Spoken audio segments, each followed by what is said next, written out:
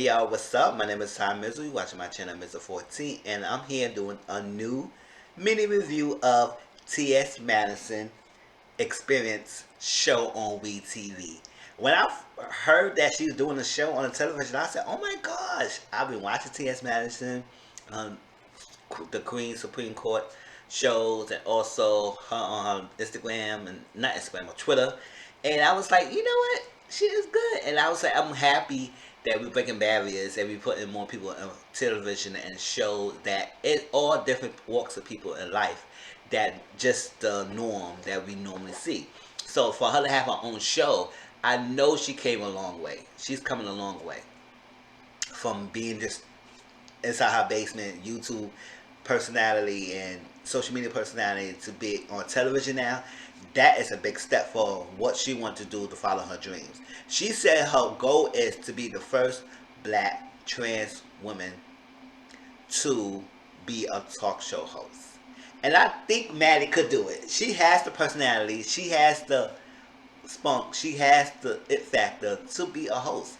It might take work, it might take the journey to get there, but TV is a good stepping stone for her to get to that point that she could be a talk show host. I mean, she has the following, she has to back up people who will like her and to support her. So I will tune into it and I will enjoy it. But I want to know how y'all feel about this first episode of T.S. Madison Experience. And I guess it's basically showing her journey of how she does her weekly, how she does her show, and also get a background story of her life, what she go through, what she do on a day-to-day basis, her interaction with her mama, Miss Mary. Miss Mary is funny. I like Miss Mary, and her team that supports her, and see the journey of what she does behind the scenes, and get a closer insight look at her life. She did a video chat with Tiffany Pollock, Miss New York, the first HBIC of reality TV show. When she came in the scene, she made she turned it out. She showed what exactly reality TV show is, and she is the first HBIC who made reality TV show that show look Favor of Love. She turned it out. Did get was not the winner, but won at the end because she is the most popular person from the reality TV show. She made what reality TV show supposed to be. All that antics people doing now, it stems from her. Okay, so they talked and they have been cool, best friends. They've been cool. They know each other. They support each other. They like soul sisters, and they the queen. They mesh well. And Madison wants Tiffany to be a permanent host of the Queen Supreme Court panel. And usually it was her and Kaya, but they falling out. And since then, T.S. Madison always had different guest judges. She had like Funky Dineva, she had Miss Sophia. She has a lot of people that have been guest stars. Tiffany, New York, she had a lot of people that was guest stars. So I guess she probably want Tiffany because they work so well and they've been go smash so well. They could be the permanent duo for her show. And New York always have followers. She got a great fan base. So bringing her into her fans and top of T.S. Madison and her fans, put them together. You can make it explosive. You can make magic happen in her show. And we also got introduced to her team. We got introduced who behind of the show. So we got Oliver. And he's an artist. He make his own music and stuff like that. He also is in another reality TV show on YouTube. I think Chasing Atlanta. I think he's on that. So he's like the behind the scenes of marketing and the visuals of Madison and T.S. Madison and her artwork and visual stuff like that. So putting those stuff together and all that craziness and all that stuff that we see, he's behind that. Also, we have see her daughter Chi Chi and her daughter who live in a house rent free. I hear that. And basically the support system, the being there and everything, and help T.S. Madison get to the top, and she stays in the house with them, and they a good family. And she said she took Chi Chi in when he was like 16 or something like that, and ever since he was living with her. Them. And Craig. Craig is like the diva. They call him Auntie Craig. Oliver call him Auntie Craig. But call Craig, and he's like the diva. He also like the co-collaborator of the show. He always reminds us. He said, "T.S. Madison would like to remind you that I work for her, but I don't work for her. We are co-collaborators. I don't work for her. I work with her, and everything."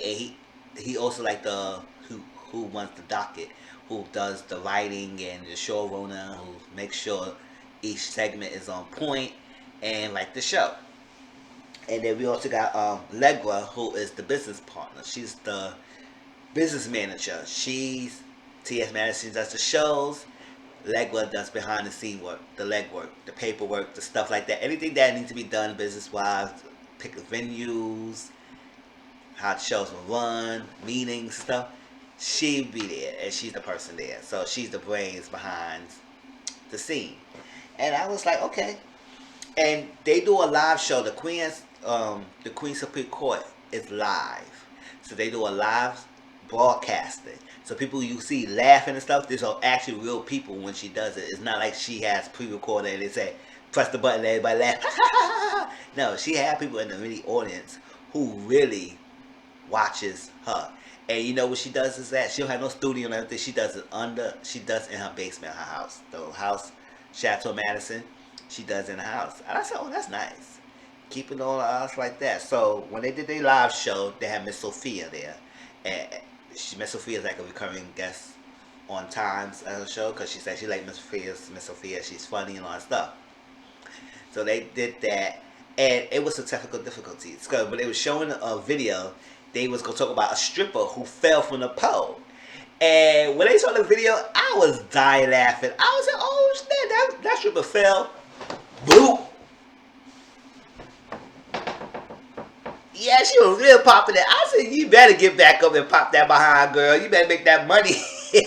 Falling from the pole for 6 feet high, it's not gonna stop you from making that money. You better pop that behind, pop that butt, pop that, pop, pop. She was popping that, and that was funny. I was dying. I was like, "Oh snap, that's crazy!" But they showed it again, and then it got technical difficulties. It just stopped working. It was not showing nothing like that. So you know, Madison, she's like the little thing, like she like to have everything's right. She would get on your behind and she said, this is working well, why does not have, why my gravel, where's my gravel, why I don't got my thing here, it's like that. She means it's all love, but you know, she wants to be making one well. This is all on her business, her brand. And she don't get it together, people gonna say, oh, she never got her stuff together, she's not right, she is not organized, and the technical difficulties is a setback. So, because that happened, she leave it up to Oliver to put his finishing touches to the thing to make sure things went well, so she could have it up and running for her channel. All right. Meanwhile, Craig was promoting his own books and stuff like that, working on his YouTube channel where he was to be the responsible of the docket and why it got some difficulties, and that should not happen. So they was kicking and laughing. And then Miss Mary, after the show, she's up and cooking up the storm, making them food. I was like, oh my God, that food was looking good. Scrumptious, Miss Mary. And she's the mother of T.S. Madison, and she's been a supporter. She's been ride or die. T.S. Madison always have Miss Mary around. I'll be watching some videos that she had Miss Mary, and Miss Mary is funny. Miss Mary, she's very spiritual. She's very grounded in her faith, but also she support her daughter 100%. I know she said at first it was rocky. She was like wondering why T.S. Madison have never came to me and talked to me. Why she feel like she couldn't talk to me. And I guess T.S. Madison said when she, as much as you know, in growing up, family members was looking at Madison was like this, like oh he's a little shifty. And since then, and she always internalized her stuff, and she kept it in, and she never said anything. So to the point that she ran away.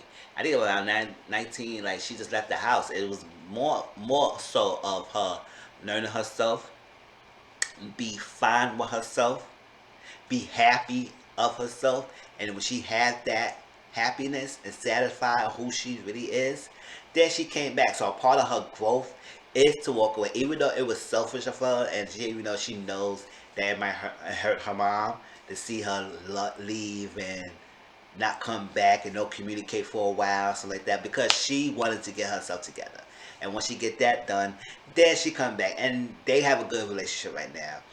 And Miss Mary said, "I'm a mother first before I am a Christian, and with learning you and being patient with you, you teach me things and stuff like that I could have faith in and continue on and love and not judge and be there as your mother. Because at the end of the day, I am your mom.